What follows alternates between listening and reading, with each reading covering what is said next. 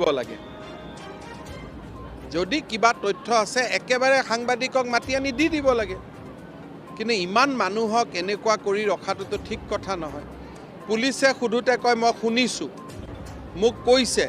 কোনে কৈছে মুখেদি নামাতে গতিকে এই ধৰণেতো জুনে তুনে তেতিয়াতো অসমত পৰীক্ষাই পাতিব নোৱাৰিব মাজতে ক'লে গাড়ী নম্বৰ সেই গাড়ী নম্বৰটো আকৌ লগত উদ্ধাৰ হ'ল বেলেগ এটা অপৰাধজনিত ঘটনাৰ লগত এনেকৈ যদি জেমছ বণ্ড টাইপ কথা কয় সাংবাদিকক পুলিচৰ তাত যোৱাৰ আগতে মই এইটো গাড়ী নম্বৰ দিলোঁ চাই লওক আৰে ফোন নম্বৰত এতিয়া কি পাব ফোন নম্বৰটো পুলিচে একো নাপালে গৈ পেলাই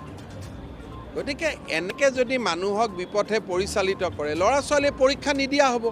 ভয় খাব এইটোত কি তদন্ত কৰিব হাজাৰবাৰ তদন্ত কৰা হৈছে বাৰে বাৰে সোধা হৈছে কয় একো নাজানো খালি মই শুনিছোঁ এজন যদি শিক্ষকে কোচিং চেণ্টাৰ অপেনলি চলাই থাকে সেই মানুহজনক আপুনি কিমান কথা তাতে কালি গাঁৱৰ মানুহে কৈ আছে দুটা মোবাইল লৈ যায় ইটো কৰে সিটো কৰে গতিকে গাঁৱৰ মানুহৰ কথাটো আপোনালোকে নিজে শুনিছে